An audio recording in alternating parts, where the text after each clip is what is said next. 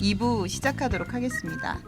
1부에서 살펴본 것으로는 에커만의 기본재산 이론에 약간의 전제가 있긴 했었죠. 뭐 고등학교를 나와야 된다든가 뭐 범죄를 저지르지 않았어야 한다든가 하는 건데 네. 기본소득하고 공통점도 많은 것 같아요. 첫 번째는 이제 둘 다 현금으로 준다는 거가 현금성. 비슷하고 그리고 두 번째는 가구 단위가 아니고 개인 단위로 준다는 것이고요. 개별성. 네. 그리고 세 번째는 재산 조사나 뭐 직업 활동 조사 같은 것이 없다. 네, 좀 넓은 의미의 무조건성. 네네. 네. 그래서 다만 목돈을 한 방에 주느냐, 푼돈을 오랫동안 정기적으로 나눠주느냐의 차이가 큰 것 같고요. 네. 그러니까 결국 푼돈을 적금처럼 모으면 목돈이 되니까 네. 이게 그거 아닌가 하는 생각도 그렇죠. 드는데, 네. 모으면 뭐 모으면 목돈이죠. 목돈. 네. 네, 네. 그러면 별로 차이가 없어 보이기도 하죠. 네. 이 기본 자산은 목돈, 네. 기본 소득은 푼돈, 뭐 이렇게 이해할 수 있을 건데 네. 우리가 푼돈이라고 해서 뭐 무가치하다는 뜻은 아닙니다. 네, 네. 스몰 머니라는 뜻이에요, 그냥. 네. 네. 말씀하신 것처럼 이제 기본 자산은 아주 간단하게 기본 소득으로 전환될 수가 있습니다. 어떻게 하냐면 우리가 아까 8만 불 받는다 그랬죠? 네. 네. 8만 불 받았어. 그럼 이거를 투자 원금으로 놓고 투자하는 거예요. 네. 그럼 연금처럼 쫙쫙 나올 거 아니겠습니까?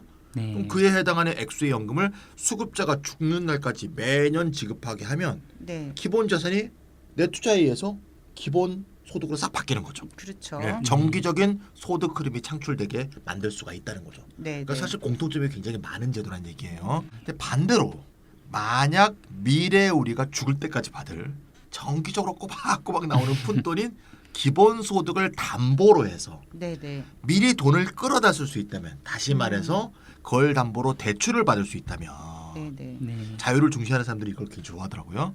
이 또한 재산으로 전환될 수 있죠. 네. 아까 얘기한 것은 기본 재산을 묻어두면 연금으로 받아서 기본소득으로 바꿀 수 있고, 네, 네, 네. 기본소득, 미래 기본소득을 담보로 대출을 받으면 기본소득을 기본자산으로 바꿀 수 있단 말입니다. 네, 그러니까 네. 서로 이렇게 인터체인저블, 상호 교환 가능하다, 이거 교체 가능하다. 네, 네. 이런 점을 고려하면 이제 기본소득과 기본자산 사이에서 중대한 차이점이 없다, 이렇게 말할 수도 있는데요. 근데 이제 중요한 차이가 있어요. 아, 어떤 거요? 뭔가 하면 10,000원을 100번 더 한다고 네. 100만 원과 같은 게 아니잖아요. 그렇죠. 예. 이자도 있고 이자가 그러니까. 있잖아요. 이자. 네, 네, 네. 예. 그래서 작은 돈처럼 보이는 기본소득 지급액을 모아 기본 재산으로 이렇게 주려면 네, 이자가 복리 이자로 붙잖아요. 네, 네. 그래서 우리가 생각한 것보다 훨씬 많은 돈을 줘야 그 조금 준 돈을 모은 게 그만한 가치가 되려면 훨씬 목돈을 많이 줘야 된다 이거예요. 이자를 계산해서. 요점 우리가 고려해야 된다는 거지. 네. 저 이제 수학 시간에 배웠던 거 생각나는데. 고등학교 수학 시간. 저는 이제 수학을 되게 못했거든요. 복리이자. 근데 이제 그러니까 그거만 생각나네. 네. 복리 계산하고 네. 네. 또 뭐 원리금 합계 계산하고 네. 뭐 이랬는데 시그마 생각 안 나? 시그마. 생각나죠. 점화식? 응, 네. 시그마 생각나는데 점화식. 그래서 네. 또 이런 계산 나오면은 또 이제 아이유님한테 도움을 요청할 수밖에 없는데 아유님 왜냐면 수학을 잘하셨습니다. 뭐 잘하셨는지는 모르겠지만 최근까지 우리 공부한 사람 중 그렇죠. 우리 셋 중에서는 제일 수학을 최근에 하신 것 같아요. 그러니까요. 네. 좀 정리 좀 해주세요, 아이유님. 네, 먼저 지급액수의 면에서 기본소득과 기본재산을 비교해 보고자 하는데요. 먼저 이제 그 브루스 에커만과 앤 알스톳이 제안한 사회적 지분급여 같은 경우에는 아래 이제 설명을 드리겠는데 이것은 판파레이스와 판데르보트가 계산한 내용입니다. 그래서 일단 사회적 지분급여와 기본소득 이 두 제안을 공정하게 비교를 해야 되겠죠. 그러려면 각각의 제안을 구체화시킨 두 구상을 따져볼 필요가 있습니다. 그런데 이제 현금으로 지급하는 보편적 기본재산 제도는 앞서서 살펴봤듯이 수많은 나라에 이미 존재하고 있거나 존재한 적이 있었죠. 하지만 그 액수의 측면에서는 정기적인 소득 이전 지급에 비해 아주 작은 규모였습니다. 그런데 이제 그 브루스 에커만과 앤 알스톳의 제안은 훨씬 더 이제 액수 면에서는 큰 것이죠. 스페인이나 영국보다 훨씬 컸습니다. 네, 그래서 총액 8만 달러의 교부금을 2만 달러씩 4번에 나누어 준다고 하는 것이고요. 네네. 그렇다면은 만약에 또 이제 65세부터는 무조건적 기본소득으로 전환한다 이렇게 두 사람은 제안을 하고 있습니다. 그러면은 만약 이 8만 달러의 교부금을 21세에서 65세까지 528개월간 매달 지급하는 것으로 나눈다면은 그냥 단순히 계산하면 월 150달러 정도가 된다는 것이죠. 8만 나누기 528. 네네. 네. 그런데 이제 인플레이션을 감안할 필요가 있다라는 것이고요. 근데 네. 인플레이션만 감안해야 되는 것뿐만 아니라 또 두 가지 추가적인 사실을 감안을 해야 됩니다. 첫 번째로는 뭐 어떤 이들은 65세 이전에 사망을 할 수가 있죠. 예. 그리고 둘째는 이 교부금을 이용해서 이자를 계속 낳을 수 있다라는 네, 것입니다. 네, 네. 그래서 이제 에커만과 엘스톳은 이제 21세에 8만 달러의 교부금을 주는 것은 대략 21세에서 65세까지 월 400달러의 기본 소득을 주는 것에 맞먹는다라고 계산을 한 바가 있죠. 그렇구나. 네. 이게 21세 때 이제 한 방에 8만 달러를 주는 기본 재산은 월 150달러가 아니라 월 400달러의 기본소득에 해당한다는 얘기네요. 예. 그렇게 계산이 되는군요. 그런데 네. 이거는 이제 에커만과 엘스톳의 주장인 것이고요. 네. 이 두 사람은 실질 이자율을 5%로 어우, 잡았습니다. 지금 기준으로 보면 너무 그래서 높게 잡았네요. 네, 상당히 낙관적인 전제를 두고 계산을 했다 요새는 이렇게 뭐 1, 2% 정도도 안 볼 되는 수가 있고요. 예. 그래서 판파레이스와 판데르보트는 좀 더 현실적으로 보자면은 월 300달러 정도에 해당하는 것 아니냐 이렇게 얘기를 하고 그래도 있고요. 150달러 두 배나 되는데. 네. 네, 이번에는 반대로 기본 소득 얼마가 기본 네네. 재산 얼마와 이제 맞먹느냐 이렇게 또 생각을 해볼 수가 있겠죠. 네네. 그래서 월 기본 소득이 1,000달러다라고 네. 하면은 110만 원? 이것에 맞먹는 기본 재산은 1인당 약 25만 달러가 될 것이다 이렇게 두 사람은 계산을 한 바가 있습니다. 네. 네. 그러면 한국 돈으로 한번 한 2억 환산해 8천? 볼게요. 2억 8천 정도. 월 110만 원 정도의 기본 소득이라면 기본 재산으로는 한 방에 2억 8천만 원 정도를 주는 것과 같다는 것이다. 예, 예. 네. 근데 이게 이렇게 보면은 네. 아까 스몰머니라고 얘기하셨죠. 네. 스몰머니가 스몰머니가 그렇죠. 아닌 거잖아요. 꼬박 65세까지 받으니까. 네. 그러니까요. 큰 돈인 거예요. 예. 그래서 또 이자를 감안하면 큰 돈이고요. 그러면 한국판 청년사회 상속 배당금이 1천만 원을 주는 기본 재산인데요. 기본소득으로 환산해 보면 얼마 정도 액수가 될까요? 굉장히 적을 것 같은 느낌이 아, 들어요. 네. 왠지 네. 이것은 이제 제가 계산을 해봤는데요. 그렇습니까? 네. 뭐 계산 잘하시니까. 아까는 빰파레스가 계산했는데 이번에 이제 아이유님이 계산하는 것이죠. 빰파레스급으로 쫙 올라왔습니다. 네. 아, 예, 네. 우리나라의 제안이니까 네. 제가 네. 계산할 수밖에 없었습니다. 네. 네, 만 19세에 1,000만 원 지급되는 청년 사회 상속 배당금은 19세에서 64세에 걸쳐서 월별로 지급되는 기본소득 얼마에 상응할까 이렇게 계산을 이제 해본 것인데요. 네. 여기서는 연 실질 이자율이 2%인 경우와 3%인 경우로 나눠서 계산을 해봤습니다. 네. 그래서 연 실질 이자율을 2%로 상정했을 경우에는 대략 월 27,331원의 금액에 상응을 하고요. 아, 개코네 개코. 와. 네, 네. 그리고 3%로 상정했을 경우에는 대략 월 32,976원의 금액에 상응하는 것으로 뭐야 나타났습니다. 이거. 그러면 이제 뭐 두 개를 약간 뭐 네. 평균을 내보자면은 대략 네. 월 3만 원의 기본소득과 상응한다는 것인데요. 네. 근데 우리나라에서 현재 제한되고 있는 월 30만 원이나 월 40만 원 수준의 기본소득과 비교해 본다면 10% 또는 10% 미만 수준에 머뭅니다. 1,000만 원 그럴 땐 좀 많아 보여. 그러니까요. 이게 진짜 정책 제안자로서는 네. 이렇게 공약으로 삼기에는 되게 좋을 수도 네, 있겠다 이런 폼은 생각이 나는데. 들어요. 폼이 엄청 나는데 네. 이게 사실적으로 이렇게 나눠가지고 주면은 네. 받는 입장에서는 금액이 뭐 월 3만 원이면 말이죠. 지금 농민 수당이 지금 월 70만, 연 70만 원, 네네. 뭐 연 60만 원 그렇게 되거든요. 그거보다 그거보다 적은 돈이에요. 연 그러니까요. 306만 원밖에 안 돼. 이거 갖고 뭐 어디다 써먹어? 아니 그러면은 1,000만 원 그러면 대단한 공약처럼 아니 보이네. 그러면 역으로 만약에 매월 30만 원 정도 수준으로 기본소득을 준다고 했을 때 그거에 상응하는 금액은 얼마 정도 되는 거예요? 10배 곱하면 되겠지 뭐. 네. 10배 곱하면은 뭐 얼마 되는 거지? 1,000만 원에 10배. 1억 정도 되는 네. 거네. 그러면 한 40만 원이다. 우리가 3, 40만 원 정도를 지금 이제 어. 해볼 수 있겠다고 생각하는 건데 월 3, 40만 원의 기본소득을 준다고 하면은 1억 한 3천만 원 정도 그렇죠. 이렇게 상향이 되어야 한다는 것을 네. 의미한다라고 보면 되겠네요. 그러니까 우리가 월 30만 원 혹은 40만 원의 기본소득을 주장하는. 그러니까 1억 네. 또는 1억 3천은 주장을 해줘야 네네. 우리 주장과 비슷한 주장이 된다는 그러네요. 얘기죠. 그러네요. 네. 네, 그렇습니다. 그리고 그 말은 반대로 얘기하자면 1억 원이나 1억 3천만 원에 이제 그 청년 사회 상속 배당금을 지급하기 위해서는 현재 상속 증여세만으로는 재원을 충당할 수 없다라는 그렇죠. 얘기가. 아까 1,000만 원 줄 때가 지금 상속증여세 액수가 거의 비슷했는데 네. 그 10배로 받아야 그렇죠. 되니까 1억씩 수준으로 네. 하면은 그거보다 10배가 있어야 되는데 못 하는 거죠. 안 되네요. 그러니까 구상 자체가 실현이 안 되는 거네. 그러네요, 진짜. 다른 어떤 재원 마련이 필요하겠네요. 그러면 네. 그래서 지금까지 복리 이자를 감안해서 기본재산과 기본소득 액수를 동등하게 비교를 해봤는데요. 재밌다. 네. 하지만 위에서 살펴본 기본소득과 기본재산의 경제학적 동등성은 다음의 이유로 인해서 깨지게 됩니다. 어떤 것 때문에 그렇죠? 네, 대다수의 기본소득 지지자들은 기본소득을 담보로 대출을 받거나 채무를 이유로 기본소득이 압류되어서는 안 된다고 주장을 하죠. 물론이죠. 네, 왜냐하면 그렇게 할 경우에는 기본소득을 지급받는 사람의 경제적 안전과 생계 유지가 심각하게 위협받을 수 있기 때문이죠. 따라서 기본재산을 바탕으로 뭐 예금 같은 안전 투자를 해서 기본소득이라는 소득 흐름을 창출할 수는 있지만 반대로 기본소득을 바탕으로 기본재산을 창출할 수는 없는 것이 되는 것이죠. 예. 기본소득으로 받은 것 중에 많이 쓰고 남는 거를 꼬박꼬박 한다면은 뭐 할 수는 있겠지만 그러면 그 액수 자체는 또 작아지고 또 뭐 달라지게 되는 것이고요. 또 비록 제약적이기는 하지만 사실 몇 가지 조건이 충족될 경우에는 기본소득과 음해소득세는 경제학적으로 동등할 수 있다. 이렇게 1호타 82회 그 안심소득제 비판편에서 이제 다룬 그렇죠, 바가 실제로. 있었죠. 근데 물론 아주 제약적인 조건들이 다 충족이 될 네네. 경우에만 네네. 그렇습니다. 그런데 반대로 기본소득을 담보로 대출을 받거나 채무를 이유로 기본소득이 압류되어서는 안 되기 때문에 사실 기본소득과 기본재산은 경제학적으로도 동등할 수 없게 되는 것이죠. 그렇군요. 그래서 경제학적으로 동등할 수 요건 있다고 조게 되는데 하셨구나. 저건 요게 안 되네. 그러니까요.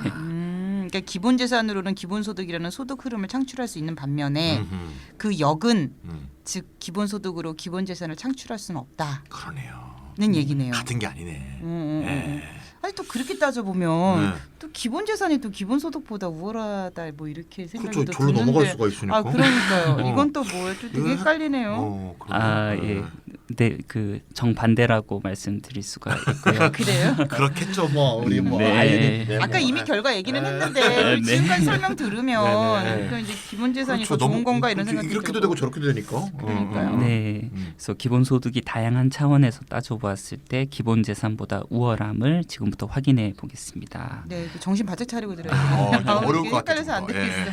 예. 네, 먼저 추구하는 목표를 좀 비교해 보겠는데요. 기본소득과 기본재산은 여러 비슷한 점이 있음에도 불구하고 규범적인 관점에서 보면 대단히 다른 종류에 속하죠. 앞서 말씀드렸다시피 기본재산은 성인 생활의 출발선에서 기회의 균등을 실현해 보자는 것에 목표가 있죠. 네. 반면에 기본소득은 일생에 걸쳐서 경제적 안정성을 제공하자는 것이 목표라고 말씀드릴 수가 있겠습니다. 목표 자체가 다르네요. 그렇죠. 네, 또 언뜻 보기에는 기본재산은 자산 재분배를 꾀하는 정책이고 네. 기본소득은 소득 재분배를 꾀하는 정책이라고 말씀드릴 수가 있죠. 그리고 자산 재분배와 소득 재분배 둘만을 놓고 보자면 기본재산은 상대적으로 자산 재분배 효과가 더 큰 반면에 기본소득은 상대적으로 소득 재분배 효과가 더 크다고도 볼 수가 있겠습니다. 네네. 뭐 하지만 여러 차례 말씀드렸다시피 공유부 기금을 재원으로 한 기본소득 모델은 사회 전체에서 민간 자산의 비중을 줄이고 기본소득 지급을 목적으로 한 공공 자산의 비중을 늘린다는 점에서 사실은 소득 재분배 효과뿐만 아니라 자산 재분배 효과도 가지기는 합니다. 네, 그러니까 기본소득은 두 가지 효과를 다 가질 수 그렇죠. 있다는 거네요. 우리 1호타 106회에서 우리가 다뤘던 것 같은데 네. 그 국가 공유 지분권 네. 우리가 여러 번 했는데 국가에서 공유 지분권을 설정해서 예, 전체 기업의 50% 지분을 국가가 소유하게 하는 그 국가 지분권을 설정해서 그걸 바탕으로 해서 기본소득을 지급하는 모델을 제시한 게 제임스 미드 아닙니까? 네. 그래서 선생님 진짜 똑똑하다. 어떻게 외국 사람 이름을 이렇게 다 제임스 외울 수가 미드는 있어? 외워야 돼요. 이거 강의할 때마다 맨날 나와요.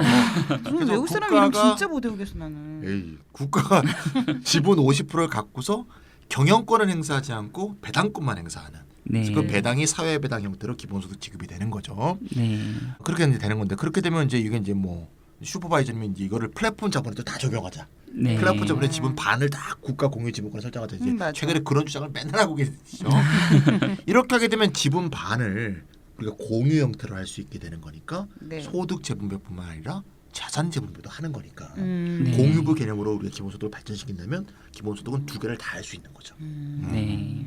그러니까 기본재산은 자산 재분배 효과를 갖는 반면에 기본소득은 공유부 배당의 형식으로 할 때 소득 재분배뿐만 아니라 자산 재분배 효과도 갖는다는 거네요. 네네. 그러면 네. 기본소득은 두 가지 효과를 다 갖는 거죠. 네네. 네. 근데 또 차이가 있나요? 또 어떤 차이가 있나요?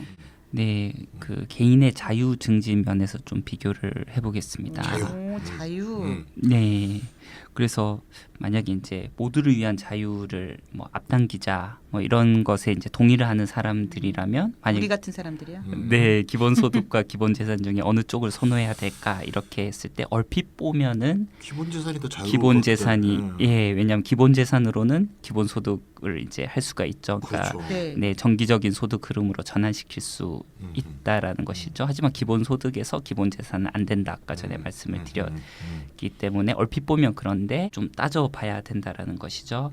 그 왜냐하면 이제 기본재산과 결부된 가능성 중에는 판돈 날리기 또는 지분 탕진이라고 표현을 하죠. 이러한 가능성도 있다는 것입니다. 많죠. 네. 많을 거야. 네. 네, 이것은 소비에 급급해서 의도적으로 그렇게 되는 경우도 있고요. 그러니까 네. 목돈이 있으면 사람들이 갑자기 막 쓰려고 하는 게 그렇죠, 있을 수가 그렇죠. 있죠. 또는 잘못된 집을 산다든가 잘못된 교육 프로그램을 선택한다든가 창업을 시도했다가 실패하는 등 투자를 잘못해서 그렇게 될 수도 있다라는 것이죠. 아, 그러니까 아유님 얘기 들어보니까 기본재산은 네. 한 번에 많이 받기도 하지만 네. 한 번에 날리기도 하는 거네. 그렇게 리스크가 있죠. 예, 기본소득 이번 달 날리면 다음 달이 또 올 거잖아. 원래 근데 자유는 리스크가 있는 거예요. 원래. 그러네. 네. 그런데 이제 뭐 에커만과 엘스톡 같은 경우에는 이렇게 얘기를 하죠. 어떤 젊은 시민이 기본 재산을 통해 돈을 손에 넣게 된다면 본인이 알아서 쓰든가 뭐 투자하든가 해야 한다는 것이죠. 소비를 하든 투자를 하든 또 그 용처에도 이제 제한이 없다라는 것입니다. 대학을 가도 되고 안 가도 되고 뭐 집을 사는 대신에 나중을 대비해서 저축을 할 수도 있고 아니면 라스베이거스로 가서 도박으로 날려버릴 수도 있고 그런데 이것을 이유로 이 두 사람은 기본 재산을 오히려 지지를 한다라는 오히려? 것입니다. 왜냐하면 이들이 보기에 자유라는 것은 여러 실수를 저지를 자유이기도 하기 때문이다. 이렇게 매우 얘기를 하는 미국적인 것이죠. 사상이에요. 내가 볼 때 확실히. 근데 또 저는 또 왜 이렇게 마음에 들지 이게? 네.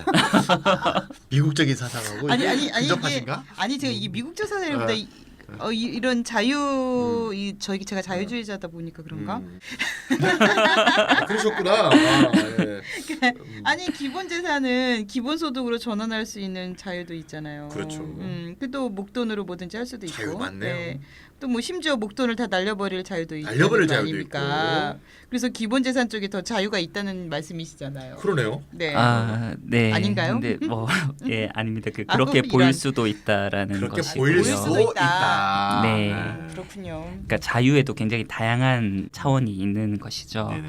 그래서 모두를 위한 자유를 고려하고 모두에게 현실적 기회를 제공하는 것이 만약에 우리의 주된 관심사라면 기본 재산이 아니라 기본 소득을 주는 쪽이 그에 맞먹는 액수의 목돈을 주는 것보다 훨씬 더 나은 선택이 된다는 것은 분명하다 이렇게 얘기를 하고 있습니다. 아니 어떻게 그래요? 네, 왜냐하면은 성인 초기에 받은 재산으로 인생의 여러 기회 중 어떤 것을 선택한다는 것에는 큰 제한이 따르기 때문인데요. 그래서 뭐 지적인 능력이라든지 부모의 관심, 학업적 성취, 사회적 네트워크, 그 밖에 여러 요인, 뭐 운까지도 포함이 되겠죠. 이런 네네. 것들이 강력한 영향을 미치게 된다라는 것입니다.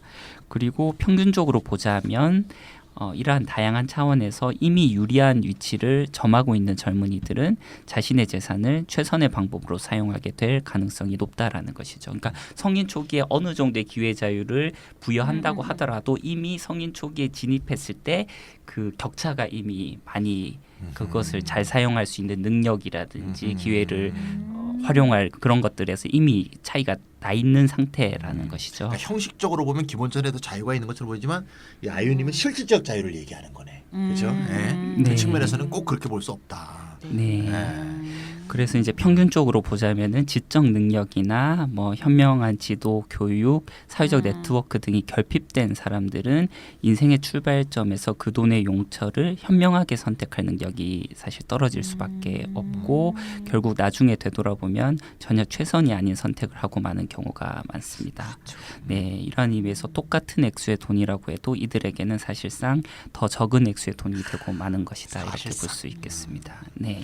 지금 아이유님 얘기 들어보니까 이게 대충 아는 것과 제대로 아는 것의 차이가 있네요. 우리가 형식적 자유에 사실 속기 쉽잖아요. 그러니까요. 네. 그러니까 제가 이제 대충 아는 네. 저로서는 이제 대충 이렇게 알게 되면 막 그냥 이거 되게 좋은 건가 보다 막 이렇게 생각을 하는데 또 아이유님이 지금 지적해주신 대로 구체적으로 한번 따져보니 이 실질적인 자유에서 이게 기본 재산은 조금 뭐랄까 이게 좀 벗어날 수 있겠다는 그렇죠. 생각이 무책임한 좀 거죠 들어요. 어떻게 보면. 네. 네. 또 그러니까 모든 청년한테 자유를 준다고 하더라도 또 그 자유를 활용하는 데 있어서 뭐 처지와 여러 가지 여건들이 공평하지 않다는 얘기잖아요. 그렇죠. 그러니까 오히려 자유를 제한한다 이런 네. 얘기시네요. 똑같은 예. 8달러가 아닌 거죠. 사실. 네, 그러네요. 네, 예. 맞습니다. 그래서 무조건적으로 일생에 걸쳐서 기본적인 경제 안정을 보장한다면 젊은 날의 자유 때문에 평생의 자유가 위협받는 일을 막을 수 있게 된다 이렇게 말씀드릴 수가 있고요. 이거는 아이유님 말씀이신가요? 아닙니다. 판파레스 판파레스. 예. 너무 멋있었어. 아주 멋진 말이어서 저기 또 우리 아이유님이 또 아이유 자기 말이라고 해도 아무도 모르는데. 너무 멋있었어. 근데 젊은 날의 자유 때문에 평생의 자유가 위협받네. 그러니까요. 또 명언 날리는구나 막 판파레스 이랬더니 역시 철학자라서 역시 달라. 음. 저분은 경제학자라서 이런 말이 잘 안 나오나요? 잘 나와. 진이 계속 이런 거 나와요. 네, 이뿐만 아니라 이는 또한 자유를 여러 현실적 가능성의 형태로 훨씬 더 광범위하게 펼쳐낼 수 있게 해줍니다. 그러니까 어떠한 돈을 어디에 쓰고 이런 자유만 우리가 자유라고 얘기하지 않지 않습니까? 자유에는 굉장히 다양한 차원이 있다라는 것이고요. 거기까지만 생각하는 사람들 많아요. 저도 그러니까. 아까 잠깐 그랬으니까. 그러네요. 네. 네, 여기에는 인생에 걸쳐서 투자하고 리스크를 감수할 가능성까지 포함이 됩니다. 맞아, 이거였어 이거. 인생을 오래 살아야지. 네. 네, 따라서 뭐 오래 살아. 아니 21살에서 라스베가스 다 쓰고 나 자유 다 누렸어. 이건 뭐야? 나머지 자유 35년 동안 어떻게 자유를 담보할 거야? 자기가. 그래도 걔네 네. 부모님이 그 재산이 많은 사람이면 그 그럴 리스크를 그럴 자유가 있는 거지. 그 자유를 하고 뭐 그 리스크가 생겨도 그걸 채워줄 수 있는 환경이 된다는 거잖아요. 그걸 감수할 능력이 그렇지. 있다는 안 그런 건데 사람은 안 그건 그런 진짜 사람들은 망할 자유 있는 거지, 그렇지, 진짜. 그렇지. 우리가 괜히 흥분해가지고 네, 말씀하세요. 네, 그래서 따라서 어느 정도 의미 있는 수준의 기본소득 제도와 그와 동일한 액수의 기본재산 제도 사이에서 선택을 해야 한다면 만약에 모두를 위한 자유를 사명으로 여기는 사람들은 주저없이 기본소득 제도를 선택할 것이다 이렇게 얘기를 하고 있습니다. 맞아요. 네, 알겠습니다. 알겠습니다. 네. 네. 배우겠습니다. 막 같다. 네. 하지만 이런 선택을 한다고 해서 자본재산 제도를 지지하는 것과 모순이 되는 것은 전혀 아닌데요. 그래서 기본재산 제도가 의미 있는 수준의 기본소득이 지속 가능하도록 재원을 위태롭게 하지 않을 정도의 크기이기만 하면 그렇습니다. 네. 그렇군요. 네. 자, 그렇다면 이쯤에서 음. 제게 기본소득과 기본 재산 중에서 무엇을 선택할 건가요?라고 한다면 기본소득입니다라고 얘기할 수 있겠어요. 네. 맞먹는 액수라면 네, 맞먹는 그렇죠. X라면 예, 예. 예. 그리고 기본소득이 잘 진행되는 한에서 부가적으로 기본재산 제도도 좀 이렇게 실시된다면은 이건 금상첨화라. 더 좋죠. 뭐. 이런 생각이 기본소득 들어요. 되면서 기본주선도 좀 더 좋죠. 뭐. 제가 처음 시작할 때 그랬잖아요. 둘 다 받고 싶다고. 그렇죠. 정답이야, 정답. 네네네.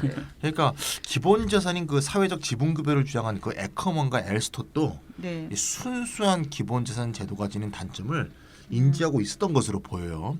왜냐하면 이렇게 얘기하고 있거든요. 지적 능력, 현명한 지도, 교육, 사회적 네트워크 등이 결핍된 이들은 인생의 출발점에서 그 돈의 용처를 현명하게 선택할 능력이 떨어질 수밖에 없고 네. 결국 나중에 되돌아보면 전혀 최선이 아닌 선택을 하고 마는 경우가 많다. 이게 실제로 에커먼이 한 얘기거든요. 네네. 이런 의미에서 똑같은 액수의 돈이라도 이들에게는 사실상 더 적은 액수의 돈이 된다. 그 얘기가 요 얘기고요. 그래서 에커먼과 엘스턴의 제안은 사실상 기본 재산과 기본 소득 두 가지를 절충한 제안을 하고 있어요. 내용을 한번 들여다보면 네. 아까 우리가 나왔던 얘기예요. 고등학교를 졸업해야 기본 재산을 4년에 나눠서 8만 달러 주는 거고 네. 고등학교를 졸업하지 않았으면 기본 재산 안 주고 기본 소득으로 나눠준다고 돼 있잖아요. 네네네. 그게 벌써 구상 자체가 기본 재산과 기본 소득이 결합되어 있는 거죠. 그러니까 실질적 자유를 누릴 수 있는 조건이 안 되는 사람은 네네. 기본 재산이 오히려 자유를 침해할 수가 있기 때문에 네네. 기본 소득으로 가야 된다고 이 사람도 생각하고 있는 거죠. 그러니까 아까 처음 들을 때는 몰랐는데 아이유님 설명을 다 듣고 나서 다시 돌이켜서 네네. 그 조건들을 네네. 네. 에커만과 엘스토의 조건들을 들어보니까 이제서야 그렇죠. 이해가 되는. 네. 네. 그리고 또 두 번째로 보면 65세 이후에 때는 또 기본 소득을 딱 준다 그러고 돼 있잖아요. 네네. 그러니까 젊은 날에 우리가 사회적 지분금을 받아서 투자를 했다가 다 날렸다 하더라도 네. 65세부터는 또 실질적 자유를 누릴 수 있도록 네네. 기본 소득을 줘야 된다는 것을 에커마나 하고 이 엘스토도 알고 있는 거죠. 그래서 네. 기본 구상 자체가 기본 자산론이 아니라 기본 자산 플러스 기본 소득 결합론이다 이거죠. 그래서 기본 자산이 가져다 주는 자유가 아주 불평등하게 분배될 여지가 크다고 봤기 때문에 이렇게 기본 재산과 기본 소득이 결합되는 시스템을 짠 것으로 보인다 이거죠. 그러니까 우리가 절대적 자유나 음. 뭐 무책임하거나 경솔할 수 있는 자유까지 다 감안을 하면 확실히 형식적인 자유 측면에서는 기본 재산이 더 큰 자유를 주는 것 같은 착각 느낌이 있기는 하지만 네. 네. 인간적인 결점까지 다 감안한다면 그뭐 환경 뭐 이런 거 뭐 리스크를 감수할 만한 능력 뭐 여러 가지들을 감안한다면 기본 소득이 더 인간적이고 좀 따뜻한 정책 네. 아닌가 이런 생각이 들어요. 바로 보셨습니다. 네네. 그래서 우리가 기본소득을 얘기할 때 우리가 기본소득은 가부장제하고 싸운다는 얘기 많이 하잖아요. 네, 특히 그게 그렇죠. 개인 지급을 얘기할 때 많이 얘기하잖아요. 네. 그래서 그런 의미에서 우리가 가부장제주의적이라는 건 어떻게 보면 좀 온정주의적 통하는 얘기인데요. 그거에 사실 기본소득은 반대를 하죠. 네. 하지만 기본 재산이 지분을 탕진해 버리는 그 가능성을 갖고 있다는 거. 이거를 우리가 염려하는 측면에서는 네. 어떻게 보면 기본소득도 부드러운 온정주의에 입각해 있다. 그러니까 본질적으로 온정주의로 가득 찬 이론은 아닌데 네. 네. 기본 재산하고 관점에서 비교해 본다 그러면 기본 소득은 기본 재산이 갖고 있지 못한 따뜻한 온정주의를 좀 갖고 있는 게 아니냐. 우리 인간주의적 명분을 갖고 있지 않느냐 이런 생각이 들고요.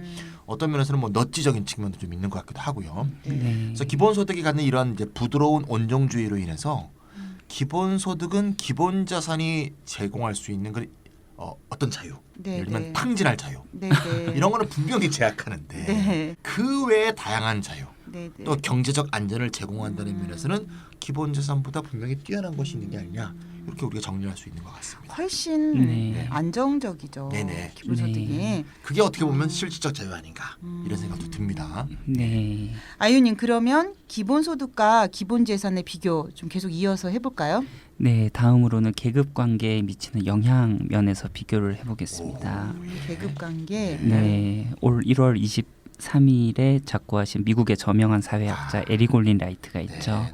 그래서 에릭올린 라이트는 기본소득과 사회적 지분급여가 계급관계에 미치는 영향을 아래와 같이 분석한 바가 있습니다. 먼저 사회적 지분급여와 무조건적 기본소득은 자본주의 계급관계의 권력 불평등을 부분적으로 완화시켜서 계급관계를 변화시킬 수 있는 전략들로 꼽힌다 이렇게 인정을 하고 있고요.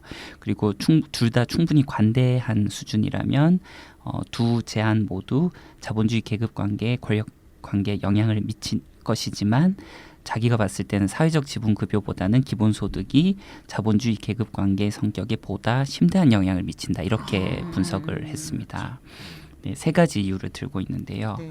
첫 번째로는 먼저 이제 사회적 지분급여가 왜 자본주의 계급관계의 권력 불균형에 있어서 좀 전반적으로 미미한 영향을 미칠 것으로 예측되는지를 얘기를 하는데요. 첫 번째가 일부 수급자는 그 급여를 단기 소비에 사용해 버릴 것이다 이렇게 얘기를 합니다. 앞서 말씀드렸던 지분 탕진에 떠올리시면 되겠고요. 두 번째로는 대다수의 소기업들이 1년 이내에 사업을 접는다라는 것이죠.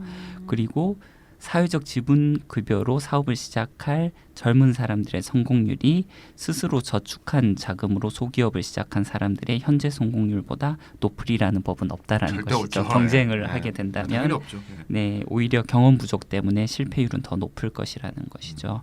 그래서 어쨌든 사회적 지분으로 소규모 사업을 시도하는 대부분의 사람들은 실패할 것이다. 하는 것이고 또 실패 가능성은 사회적 지분급여가 계급 관계에 미칠 영향의 범위를 제한한다라는 것이죠. 소기업 열었다가 단기간에 망해버리면 결국에는 그 경제적으로 안전하지 못하기 때문에 결국 또 계급 관계에서 피지배 관계로 그냥 예, 전락해버리는 그렇죠. 거죠. 예. 그리고 세 번째로는 만약에 소기업이 성공한다고 해도 이들은 신용시장이나 프랜차이즈, 부품 제조, 하청 계약 등의 계약 관계로 인해서 대부분 자본에 종속된 여러 가지 사회적 관계를 맺고 있습니다. 뭐 우리나라 경우도 보시면 그럼요. 그렇죠. 그래서 많은 사람들에게 자영업이란 생계가 달린 자본과의 권력 관계에서는 좀 미미한 변화를 가져올 뿐이다. 이렇게 얘기를 하고 있습니다. 훌륭한 올린 라이트 생각나네요. 그러네요. 훌륭한 네. 기본소득 지지자이자 사회주의자였죠. 네. 기본재산 목돈을 받으면 네. 저도 사실 그럴 것 같긴 해요. 네. 어떻게든 금방 이걸 어떻게 못하던 게 얼마나 많아. 하고 그래서? 싶었던 거 되게 많잖아. 1번일 것 같아. 그러니까 일반 금방 당진. 금방 당진. 예. 아니면 자영업 뭐 해가지고 음. 개업해가지고 하다가 영세사업체 하나 하다가 망하거나 예, 또 성공한다 하더라도 아이유님 말씀처럼 무슨 어떤 프랜차이즈랄지 아니면은 뭐라 그러나 종속적인 하청. 관계 하청업체로 이렇게 그런 관계에 놓일 뿐이다라는 얘긴데요. 그렇다면 이것과 비교할 때 기본소득은 어떤 특징이 있을까요? 네, 에릭 올린 라이트는 관대한 무조건적 기본소득은 노동자들에게 고용관계의 중요한 탈출구를 제공할 수 있으며 이는 자본주의 계급관계 내 권력의 성격을 직접적으로 바꿀 것이다 이렇게 분석하고 있습니다. 네, 첫 번째로 꼽는 것은 기본소득이 있는 자본주의 사회에서는 사람들은 상품화되지 않은 형태의 사회적으로 생산적인 일, 그러니까 시장 지향적이지 않은 생산적인 일에 자유롭게 참여하게 될 것이라는 것이죠. 우리가 많이 얘기를 했었던 것입니다. 맞습니다. 네, 사람들이 하고 싶어 하지만 자본주의 시장이나 공공기구에 의해 제대로 조직되지 못하는 많은 생산적인 일들이 있죠. 그래서 대표적으로는 아동 돌봄이나 노인 수발이나 환자 수발 등의 돌봄 노동이 되겠습니다. 그리고 또 무조건적 기본소득은 상품화되지 않은 형태의 예술이라든지 정치, 다양한 지역 서비스의 참여도 장려할 수 있을 것이다. 이렇게 본 것이고요. 그리고 기본소득을 통해서 사람들은 고용관계에 들어갈 필요가 없이 이러한 활동에 자유롭게 참여할 수 있게 된다는 것이죠. 이러한 방식으로 기본소득은 계급관계 권력 균형 변화에 기여할 수 있다 이렇게 본 것입니다. 자본에 대한 종속관계에 있지 않는 그런 영역들이 확대가 되는군요. 이렇게. 네, 그렇죠. 맞습니다.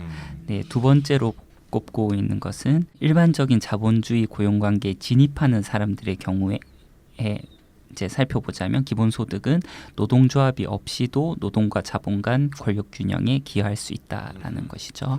네, 이는 특히 저숙련, 저임금 노동자들에게 중요할 것이고요. 왜냐하면 이 노동자들은 경제적 강제에 의해서 저임금과 열악한 노동 조건의 이중고에 시달리고 있다라는 것이죠. 하지만 만약에 기본소득으로 인해서 저임금 노동자들에게 현실적인 탈출구가 생기게 된다면 이들이 이제 고용주와의 교섭력을 가지게 될 것이다 이렇게 얘기를 하고 맞아, 있습니다. 그래서 노동계가 기본소득을 적극 지지해야 된다니까요. 제가 봤을 때. 네. 그리고 이제 물론 많은 저임금 일자리가 사라질 수도 있겠지만 여전히 많은 저숙련 인구가 검소한 기본소득 수준 이상의 여유소득을 원할 것이기 때문에 이런 일자리를 원하는 노동자들이 계속 있을 수도 있다라는 네네. 것이고요. 또 이제 만약에 노동조합과 뭐 자본 사이의 관계에서도 따져보면은 노동조합이 관철시킬 수 있는 그런 협상력의 여지는 또 커질 수가 있다라는 그렇죠. 것도 이제 같이 얘기를 하고 있습니다. 그러면서 이제 마지막으로 정리를 해보자면은 기본소득의 매달 일정한 수입은 단순히 개개인의 낭비를 막기 위한 간섭주의 산물이 아니라 오히려 권력 관계가 변화하는 사회적 과정을 안정적으로 확보하는 방식이다 이렇게 평가를 하고 있습니다. 그러니까 기본소득은 고용관계 외부의 활동을 촉진한다는 거고 그렇죠. 고용관계 내부에서는 노동자의 교섭력을 높여줘서 자본과의 권력관계를 개선할 수 있다. 이렇게 정리할 수 있겠네요. 네. 네, 맞습니다. 중요한 지점을 지적하신 것 같습니다. 네. 네, 마지막으로 시민권의 민주화라는 차원에서 비교를 해보겠는데요. 네. 저명한 페미니스트 정치학자인 캐롤 페이트만 같은 경우에는 시민권의 민주화라는 차원에서 기본소득과 사회적 지분급여를 비교를 했습니다. 그래서 두 가지 이유에서 기본소득이 사회적 지분보다 더 바람직하다고 본다 이렇게 얘기를 합니다. 첫 번째로 꼽는 것은 기본소득이 민주화를 촉진하는 역할을 할 수 있기 때문이다라는 것인데요. 그래서 개인의 자유와 시민권이 모든 사람들에게 동등한 가치를 갖는 보다 민주적인 사회를 만들 수 있다는 점을 꼽고 있습니다. 네, 두 번째로 꼽고 있는 것은 기본소득은 여성의 자유를 증진시킬 수 있는 잠재력이 있다 이렇게 얘기를 하는 것인데요. 네, 기본소득은 민주적인 사회 변화를 위한 전략에서 중요한 부분이다라고 얘기를 하면서 왜냐하면 자산급여 그러니까 사회적 지분급여와는 달리 기본소득은 오랫동안 지속되어 온 소득과 고용 간의 연결고리를 깰 수 있기 때문이다라고 얘기를 합니다. 또한 결혼제도라든지 고용, 시민권 간의 상호 강화 관계를 종식시킬 수 있기 때문이다라고 얘기를 하고 있습니다. 네. 그리고 이제 소득과 생활 수준의 고용과의 관련성을 끊어냄으로써 기본소득은 결혼, 고용, 시민권 사이의 상호 강제 구조를 비판적으로 재평가를 할 수 있게 한다. 이 점을 지적을 하고 있고요. 그래서 이러한 제도들이 보다 민주적인 새로운 형태로 재구성될 가능성을 열어놓게 한다라고 얘기를 하고 있습니다. 그런데 청년들의 경제적 성공을 지원하기 위해 제공하는 사회적 지분급여에는 이와 같은 잠재적 가능성이 결여되어 있다라고 평가를 하고 있습니다. 그렇죠. 그냥 목돈을 받아서 기존에 펼쳐 있는 그 세상에서 그냥 자기가 벌도록 그냥 유도하는 것뿐이죠. 그렇죠? 네. 이런 어떤 구조의 새로운 변동을 내포하고 있지 않죠. 그러네. 네. 그냥 사회 진입하는데 그렇죠. 그냥 동기부여 정도. 그렇죠. 목돈을 좀 더 던져주는 거죠. 네네. 이런 고용, 시민권, 결혼제도 이런 거에 상호 강관계에 대한 어떤 영향력이 없다. 이런 느낌이 막 오네요. 예. 네. 또 이제 참정권과 비교를 하고 있는데요. 네네. 그래서 근본적인 권리 측면에서 참정권과 비교하기에는 사회적 지분보다는 기본소득이 더 적절하다라고 얘기를 하고 있습니다. 참정권. 네, 시민권과 참정권은 삶을 위한 것이고 기본소득은 평생에 걸쳐 존재하는 시민의 권리다 이렇게 보는 것이죠. 그렇죠. 반면에 자산급여는 성년이 되었을 때 단 한 번 지급되는 급여라는 것입니다. 그래서 이렇게 묻고 있는 것이죠. 사회적 지분은 청년들에게 값진 출발을 제공하지만 시민으로서의 나머지 삶에 대해서는 무엇을 제공하는가 이렇게 질문을 하고 있습니다. 아주 그냥 뼈 때리는 질문인데요, 이거. 그렇죠. 네. 삶이라는 건 오래 지속되는 건데 예. 네. 충분한 삶은 아니지 않냐. 그렇죠. 네. 반면에 기본소득은 다른 권리들을 보장할 수 있는 평생의 보장을 제공한다 이렇게 얘기를 합니다. 그러면서 보통 선거권은 동등한 시민권의 상징이죠. 그리고 이것은 자유롭고 공정한 선거를 통한 합법적인 정권 교체 토대가 되고 이를 통해 시민의 안전을 보장합니다. 그래서 기본소득은 완전한 시민권의 상징이다라는 것이죠. 그리고 그러한 정치적 지위를 유지하는 데 필요한 안전을 보장한다 이렇게 얘기를 하고 있습니다. 달리 말하자면 민주적 권리로서의 기본소득은 정치적 자유를 의미하는 자치와 같은 개인의 자유를 위해 필요하다 이렇게 강조를 하고 있습니다. 누가 그랬죠? 캐롤 페이트만. 네. 캐롤 피트만. 캐롤 페이트만. 예. 캐롤 페이트만. 네. 페미니스트 정치학자랍니다. 멋지다, 캐롤 페이트만. 멋지다. 네. 마지막에 하신 말씀 인상이 깊네요. 이게 보통 선거권은 동등한 시민권의 상징인데 기본소득은 완전한 시민권의 상징이다. 오늘 이게 써놔야 멋지다. 됩니다. 이게 진짜 네네. 이분 기억해둬야지. 네. 이분 캐롤입니다. 캐롤. 페미니스트 정치학자 캐롤. 페이트만. 네. 네네. 네네. 역시 페미니스트 정치학자 멋져요. 네. 지금까지 하신 이야기를 좀 정리해 보도록 할게요.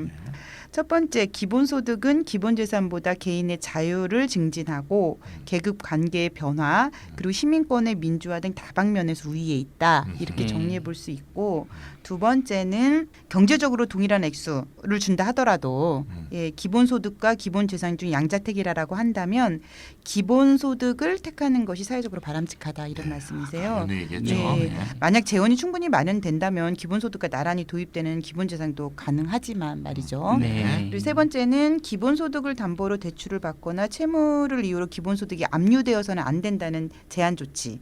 그러니까 즉 부드러운 온종주의는 경제적 안정과 생계유지를 보장하기 위한 것으로서 충분히 정당화될 수 있다. 이런 네. 말씀이시세요. 네. 네. 자, 혹시 음. 제가 이렇게 정리는 해봤는데 오늘 정말 많은 얘기를 했어요. 네네. 네.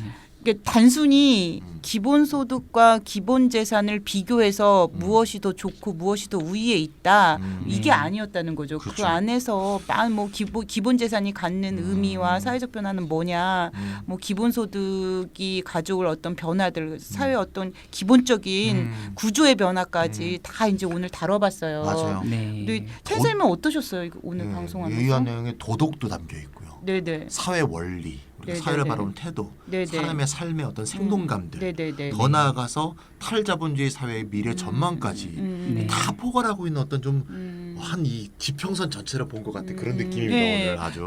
저희가 그 동안에 기본소득 다룰 때 되게 정책과 비교할 때도 강론을 아주 구체적으로 다뤘던 내용들이 많았거든요. 그 동안에는. 네. 근데 오늘은 왠지 기본소득의 전반적인 그런 어떤 원리와 개념을 우리 살펴본 기분이 들고 네. 특히 저는 오늘 이제 자유에 대해서 다시 한번 되짚어보는 네. 그런 좋은 시간이었던 것 같아요. 아유님 혹시 마지막으로 하실 말씀 있으신가요? 아, 네. 현재 불평등한 권력 네네. 관계 그리고 네. 굉장히 다양한 차원에서의 사회 경제적 불평등을 이제 뭐 해소한다라든지 줄이기 위해서는 네네. 이제 기본 재산과 기본 소득 중에 어떤 것이 우위에 있는가 그 측면에서 아까 이제 개인의 자유도 말씀하셨지만 네네. 그 측면에서도 보자면 기본 재산보다는 기본 소득이 더 우위에 있다 이렇게 네네. 말씀드리고 싶습니다. 아, 예, 고맙습니다. 오늘 기본 재산과 기본 소득을 비교해 봤고요. 예, 134회 저는 참 재밌게 방송을 했는데 네. 예, 오늘 이것으로 마치도록 하겠습니다. 고맙습니다. 고맙습니다.